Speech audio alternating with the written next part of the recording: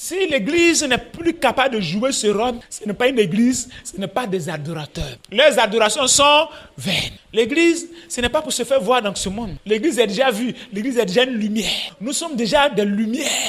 On n'a pas besoin d'avoir l'argent pour qu'on nous voie. Nous-mêmes, nous sommes déjà des lumières. La parole de Dieu qui habite en nous, nous illumine. Nous sommes la lumière du monde. Nous sommes le sel de la terre. C'est ça, la véritable essence de l'église. L'église, une église où les gens gardent des grosses voitures. Pourtant, il y a des gens même là, quand ils vont finir le culte, ils ne savent pas ce qu'ils vont aller manger. Ils ont des entreprises.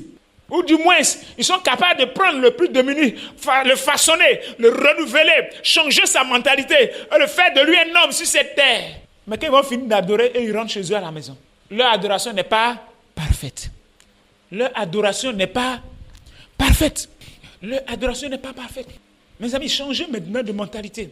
Changez maintenant de mentalité. Plongeons-vous dans la meilleure adoration. Le sacrifice et l'autel. Ce que tu as de plus meilleur doit être à la disposition de Dieu. De sorte que quand le pauvre rentre là, il se réjouit de la gloire de Dieu. Il est frappé de la puissance de Dieu. Son cœur s'ouvre. Il se détourne du péché et se donne à Jésus. Vous voyez en Israël, je ne sais pas si ça continue, mais en Israël, quand quelqu'un va en Israël, tu ne pourras pas dormir au dehors. Tu pourras manger matin, midi, soir à ton arrivée.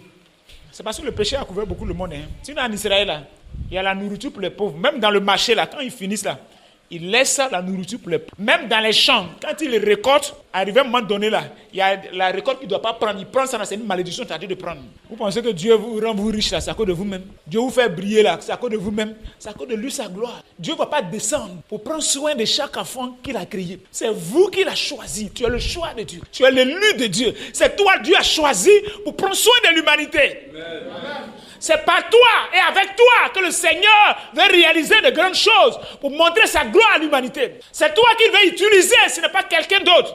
Il ne va pas descendre en personne devant les gens. Donc quand Dieu te fait prospérer, il faut un homme de sacrifice. Il ne faut pas croire que c'est pour toi.